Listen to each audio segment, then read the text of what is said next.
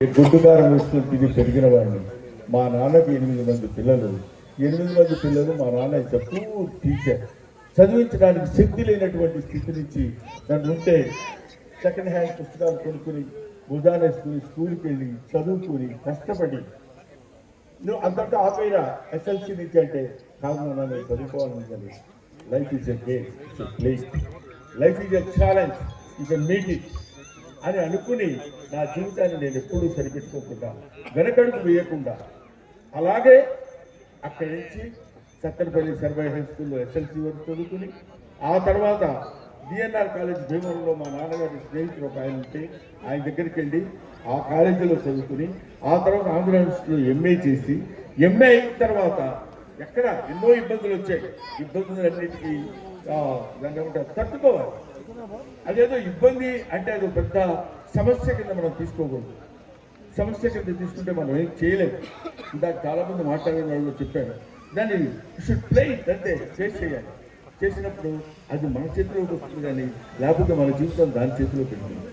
అటువంటి స్థితి రాకుండా డిగ్రీ పూర్తి చేసి పోస్ట్ గ్రాడ్యుయేషన్ చేసి లెక్చరర్గా చేసి అప్పుడు భగవంతుడు ఏం చెప్పాడంటే ఒరే నాన్న ఉండాల్సింది ఈ కాలేజీలో 10 మంది విద్యార్థుల ముందు కాదురా కొద్ది కోట్ల మంది ప్రజల్ని నవ్వించాల్సిన బాధ్యత నీకుంది అని చెప్పి నన్ను సినిమా ఫీల్డ్కి పంపిస్తే ఆయన ఇచ్చినటువంటి ఏమో రోడ్డు మీద వెళ్తుంటే నన్ను చూడగనుకుంటానే ప్రమాదంగా రా అంటాను. అంతకంటే ఏం కావాలి? నన్ను చూడగానే అప్పటి వరకు అతనిలో ఉన్నటువంటి బాధలు, సమస్యలు, కష్టాలు, సుఖాలు, లిప్తకాలం, ఒక క్షణకాలం మర్చిపోయి శ్రమగా చూడగానే అవన్నీ మర్చిపోతాడు. ఒకసారి చూడగానే నమ్ముతాను. అది కదా నా జీవితాన్ని ధైర్యం చేసింది.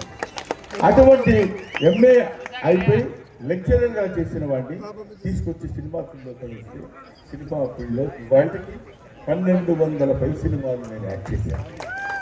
మీ అందరి దయ వల్ల మీ అందరి ఆశీస్సుల వల్ల ఇంత వాడిని కాగలిగాను.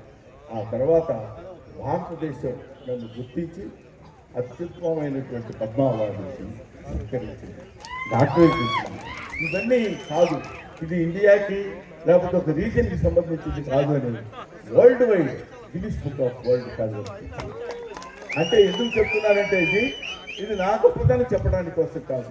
నేను పుట్టింది పూర్ ఫ్యామిలీ